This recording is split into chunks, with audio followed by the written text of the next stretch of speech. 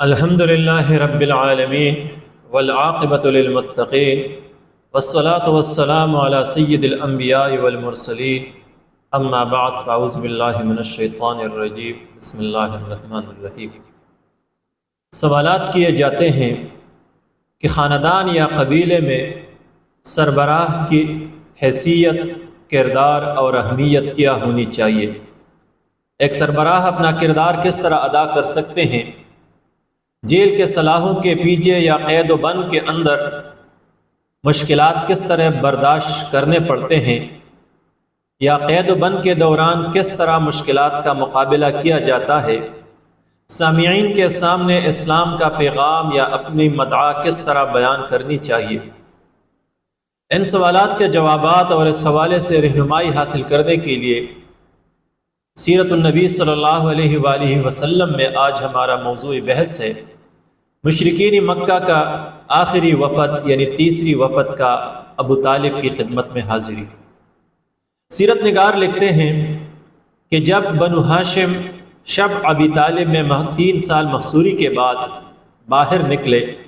مشرکین کے ساتھ ان کا مقاطعہ ختم ہو گیا اور چند مہینے بعد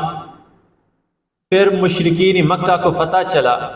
کہ پیغمبر اسلام حضرت محمد صلی اللہ علیہ وآلہ وسلم آج بھی اسی طرح دعوت و تبلیغ کا کام کر رہے ہیں، اپنا پیغام پھیلا رہے ہیں، اور ابو طالب اب بھی اس کی اسی طرح سرپرستی کر رہا ہے۔ لیکن اب ابو طالب کی عمر 80 سال سے زیادہ ہے اور وہ قریب الموت ہے۔ ایسا نہ ہو کہ ابو طالب وفات ہو جائے اور پھر اس کی وفات کے بعد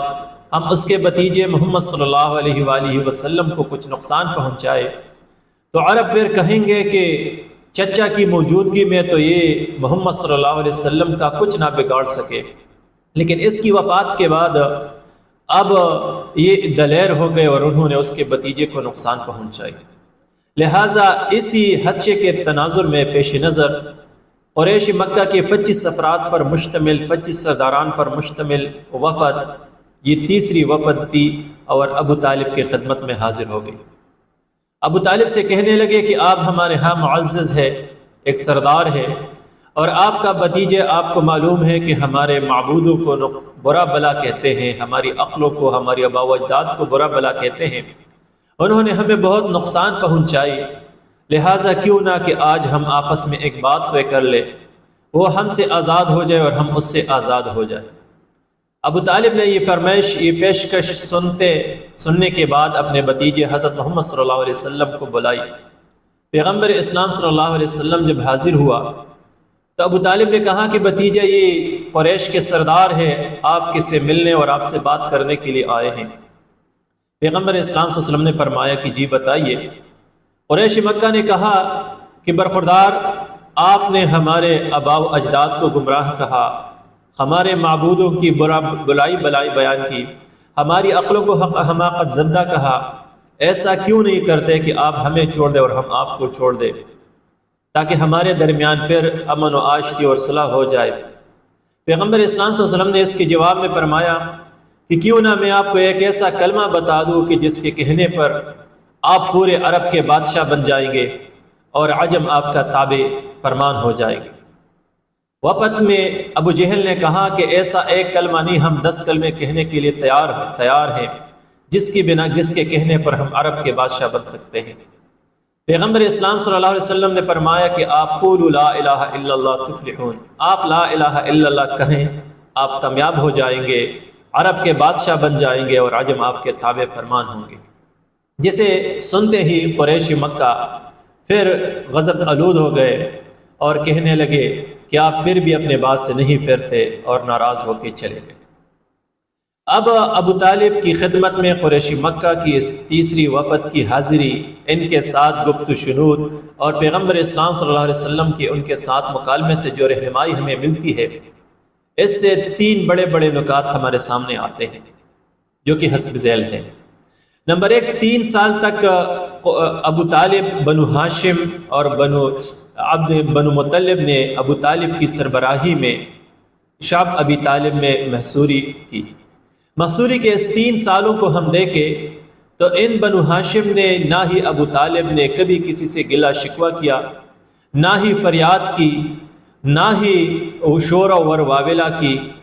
بلکہ یہ کفار مکہ کی مظالم برداشت کرتے رہے۔ حالانکہ اس محصوری کے دور میں نہ کوئی ان کے ساتھ ملاقات کر سکتا تھا، نہ ان کو پیٹ بھرنے کے لیے 2 وقت کی روٹی میسر تھی، اور نہ ہی اس کے ساتھ معاشرتی لین دین تھا، یہ تنہا تھے معاشرے سے ہٹ کے۔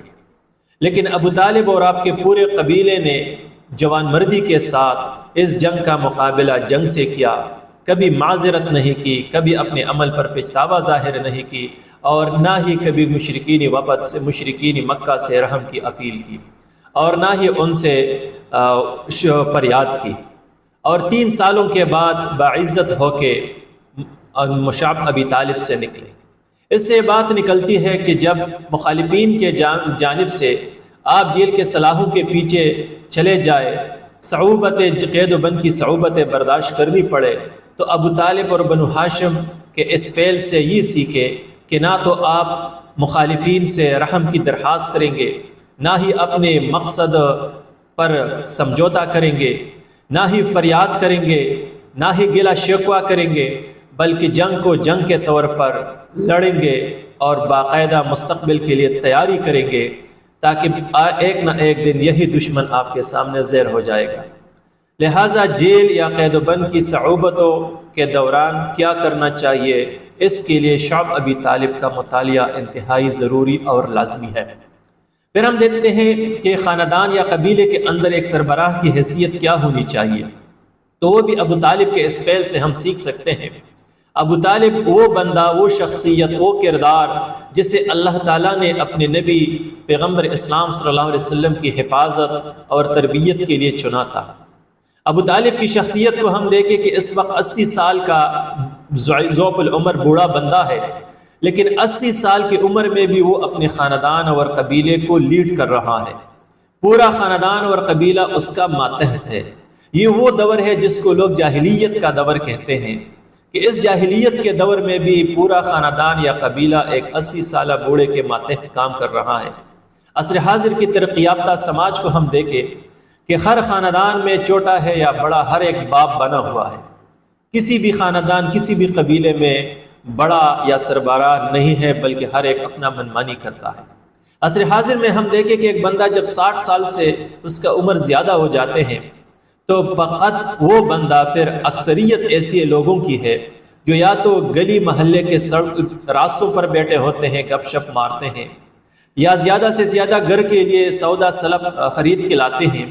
اور یا زیادہ سے زیادہ یہ بچوں اور نواس و نویسیوں کے لیے انٹرٹینمنٹ کا کام کرتے ہیں۔ تو لہٰذا عصر حاضر میں ایک بوڑھے کے لیے، ایک 60 70 80 سالہ بندے کے لیے ابو طالب کے کردار کا بنظر غائب مطالعہ کرنا چاہیے کہ کس طرح اس 60 70 80 سال کی عمر میں وہ خاندان یا قبیلے کو کنٹرول کر سکتا ہے، اپنے ماتحت لا سکتا ہے یا ان کو لیڈ کر سکتا ہے۔ لہٰذا عصر حاضر میں بوڑھے لوگوں کے لیے، ذوق العمر لوگوں کے لیے رہنمائی ابو طالب کی شخصیت میں بدرجہ آتم موجود ہے کہ کس طرح آپ اس سے رہنمائی حاصل کریں گے۔ اسی طرح ہم دیکھتے ہیں کہ ابو طالب اسی دور میں اپنے بھتیجے حضرت محمد صلی اللہ علیہ وسلم یا خاندان کی تربیت کرتے ہیں، اور یہ تربیت ایسی ہے کہ آگے چل کر یہی بنو ہاشم کے افراد پورے قریش، پورے عرب اور عجم کو پھر لیڈ کرتے ہیں۔ تیسری جو اس واقعے سے بات نکلتی ہے وہ رسول اللہ صلی اللہ علیہ وآلہ وسلم کی کردار اور مشرکین مکہ سے ملاقات اور گفت و شنید ہے۔ عصر حاضر کے مبلغین یا اسلام کے پرچار کرنے والوں کے لیے اس میں بڑی رہنمائی ہے اور اس سے سیکھنا چاہیے۔ پیغمبر اسلام صلی اللہ علیہ وسلم کے سامنے قریش مکہ کے 25 سرداران کا وفد بیٹھی ہے، اور پیغمبر اسلام صلی اللہ علیہ وسلم ان کے ساتھ ڈائلاگ کرتے ہیں۔ تو پیغمبر ایسے یہ نہیں کہتے کہ جی آپ ایک اللہ پر ایمان لائے، آپ آخرت پر ایمان لائے، آپ مجھ پر ایمان لائے، آپ نماز پڑھے، آپ کو آخرت میں عذاب سے نجات ملے گی، آپ کو جنت ملے گی، آپ کو یہ ملے گا وہ ملے گا، بلکہ پیغمبر اسلام صلی اللہ علیہ وسلم موقع اور محل یا سامعین کے مزاج اور ذہنیت کو دیکھ کے اسلام کا پیغام بیان کرتے ہیں اور اسلام پیش کرتے ہیں۔ آپ صلی اللہ علیہ وسلم کو پتا تھا کہ قریش مکہ صدارت، قیادت اور بادشاہت سے محبت کرتے ہیں، اس کے پیچھے پڑے ہوئے ہیں، دولت سے محبت کرتے ہیں، شہرت سے محبت کرتے ہیں، تو اللہ کا رسول پیغام اسلام اس انداز میں پیش کرتے ہیں کہ اگر آپ نے اسلام پاک کا پیغام قبول کیا اور اسے مانا تو اس کے نتیجے میں آپ بادشاہ بن جائیں گے، عرب آپ کے ماتحت آ جائیں گے، عجم آپ کے مطیع ہو جائیں گے۔ حالانکہ عصر حاضر میں ہم دیکھیں تو خصوصاً مذہبی طبقہ کی اکثریت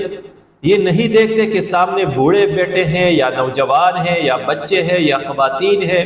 یا تعلیمی یافتہ ہے یا مذہبی تعلیم یافتہ ہے یا عصری تعلیم یافتہ ہے، ڈاکٹر سے، انجینئر ہے یا دنیا کے کس شعبے سے ہے، بلکہ وہی ممزرما بیان کرتے ہیں کہ جی آخرت میں یہ ملے گی، قیامت میں وہ ہوگا، جنت میں یہ ہوگی، جہنم میں یہ ہوگی۔ یہی بات ہے۔ دوسری طرف ہم دیکھیں تو اللہ کے رسول مخاطبین کی ذہنیت کو دیکھ کے بات کرتے ہیں۔ عصر حاضر میں یہی لوگ یہی کہتے ہیں کہ جی جو لوگ دنیا کی امامت جس کے سپرد ہو گئی، من ولی علی امر المؤمنین ذبح بغیر السکین، کہ جس بندے کو امامت ملی تو بغیر چری کے وہ ذبح کیا گیا۔ حالانکہ دوسری طرف پوری دنیا قیادت کے پیچھے پڑی ہوئی ہے، حکومت کے پیچھے پڑی ہوئی ہے، پوری دنیا دولت کے پیچھے پڑی ہوئی ہے، اور ہم آج بھی یہی کہتے ہیں کہ جس کے پاس دولت ہے اس کو حساب کتاب دینا پڑے گا۔ پوری دنیا عصری تعلیم کے پیچھے پڑے ہوئے ہیں، اور ہم آج بھی کہتے ہیں کہ جی مذہبی تعلیم حاصل کرے، عصری تعلیم یہ ہے وہ ہے۔ حالانکہ آج پیغام اسلام یہ ہے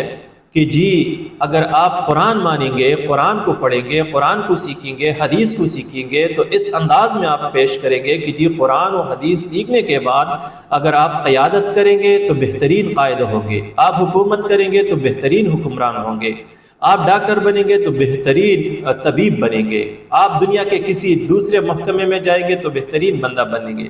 سائنس پڑھیں گے تو قرآن سے بہترین رہنمائی حاصل کریں گے۔ اسی طرح دنیا میں بھی کامیابی ملے گی اور آخرت میں بھی کامیابی ملے گی۔ آپ بوڑھوں کے سامنے بیٹھے ہیں تو بوڑھوں کو بوڑھوں کے حوالے سے احکامات بیان کریں، نوجوانوں کو نوجوانوں کے حوالے سے احکامات بیان کریں۔ لہٰذا اسلام کا پیغام یہ ہے کہ موقع اور محل کو دیکھتے ہوئے، سامعین کی ذہنیت کا مطالعہ کرتے ہوئے، ان کی زبان میں، ان کی مزاج کے مطابق آپ اسلام کو اس انداز میں پیش کریں وہ واقعی اسلام اور مذہب کو اپنے لیے نجات دہندہ سمجھے اور دنیا میں کامیابی کا راز بھی مذہب میں بھی جانے۔ لہٰذا اس پوری بحث کا خلاصہ یہ ہو گیا آج کے اس بحث کا کہ نمبر ایک، اگر ایک بندہ بوڑھا ہے، 60 70 80 سال کا ہے، تو اس کو اپنا کردار کس طرح ادا کرنی چاہیے؟ شعب ابی طالب میں ابو طالب کے کردار سے سیکھنی چاہیے۔ اگر آپ پر مخالفین کے جانب سے ظلم و تشدد شروع ہو جائے، یہ قید و بند کی صعوبتیں برداشت کرنی پڑے، تو دنیا کے اس مشکل لمحے کو آپ کس طرح گزاریں گے، وقت کو کس طرح گزاریں گے؟ شعب ابی طالب سے آپ سیکھیں۔ دنیا میں اسلام کو آپ کس طرح پیش کریں گے، دنیا کے سامنے اسلام کا پیغام کس انداز میں بیان کریں گے؟ وہ پیغمبر اسلام صلی اللہ علیہ وسلم کی اس انداز میں جو آپ مشرکین مکہ کی قیادت کے جانب پیش کر کے سامنے پیش کرتے تھے، اسی سے رہنمائی حاصل کی جائے۔ لہٰذا اللہ تعالیٰ سے دعا ہے کہ ہمیں ان باتوں پر عمل کی توفیق عطا فرمائے۔ وآخر دعوانا الحمدللہ رب العالمین۔